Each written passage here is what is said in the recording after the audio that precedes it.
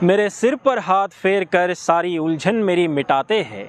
मेरे सिर पर हाथ फेर कर सारी उलझन मेरी मिटाते हैं। जब भी कोशिश करके थक जाता हूँ तब मेरे साईनाथ ही राह दिखाते हैं।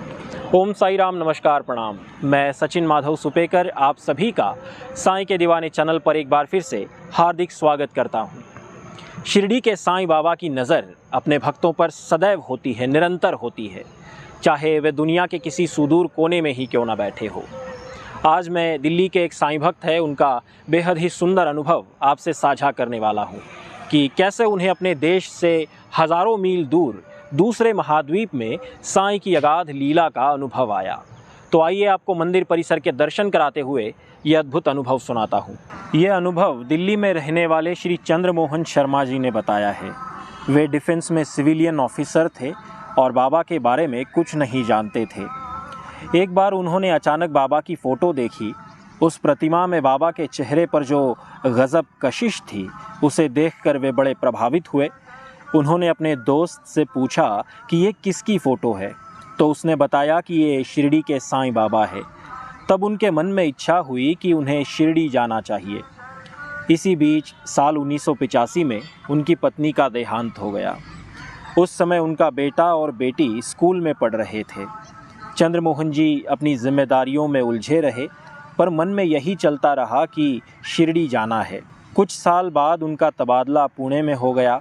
वहाँ से फिर वे अपने एक दोस्त के साथ पहली बार शिरडी आए और बाबा के दर्शन किए। बाबा के दर्शन पाकर उन्हें बड़ा अच्छा लगा, बहुत सुकून मिला। उसके बाद तो बाबा ने उन्हें कभी पीछे मुड़कर देखने नहीं दिया। उनके दोनों बच्चे भी बाबा के भक्त बन गए और चंद्रमोहन जी भी जब भी मौका मिलता शिरडी चले आते थे।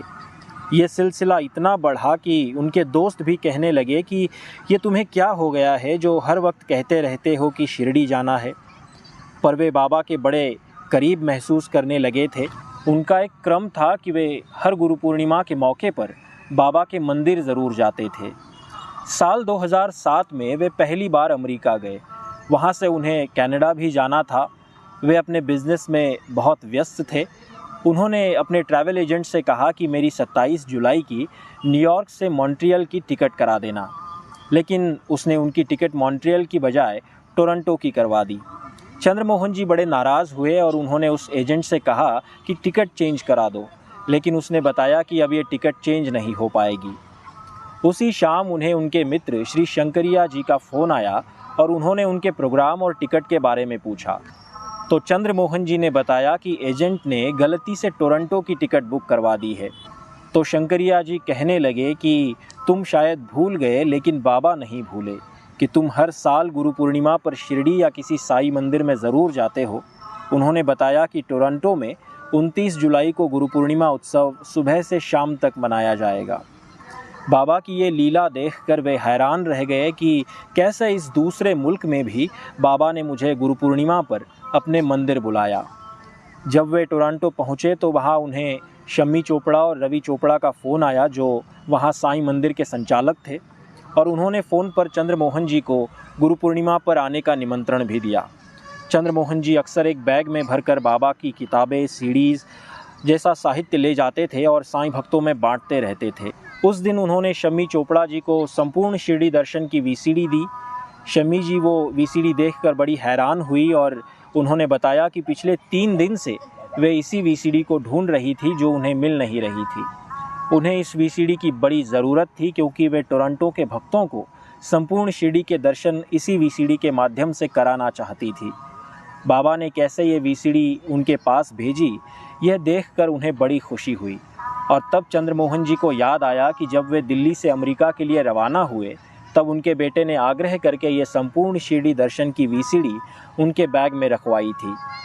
चंद्रमोहन जी कहते हैं कि बाबा हमारे सब काम कैसे करते हैं, ये सोचकर बाबा के प्रति श्रद्धा और प्यार उमड़ पड़ता है। बाबा की लीलाएं समझ पाना कठिन है। हम कुछ भूल जाते हैं, लेकिन बाबा कभी नहीं भूलते। वे अपने भक्तों का हर वक्त ख्याल रखते हैं और उनके हर काम सुचारू ढंग से कराते हैं। साईं बाबा से जुड़ी कोई भी चीज़, कोई भी वस्तु शिरडी साईं दरबार से अपने घर मंगाने के लिए हमारी साईं के दीवाने .com इस वेबसाइट को आज ही विज़िट करें। वीडियो पसंद आया हो तो इसे लाइक और शेयर करें और साईं के दीवानी चैनल को सब्सक्राइब ज़रूर करें। मिलते हैं अगले वीडियो में। अपना ख्याल रखें। ओम साई राम।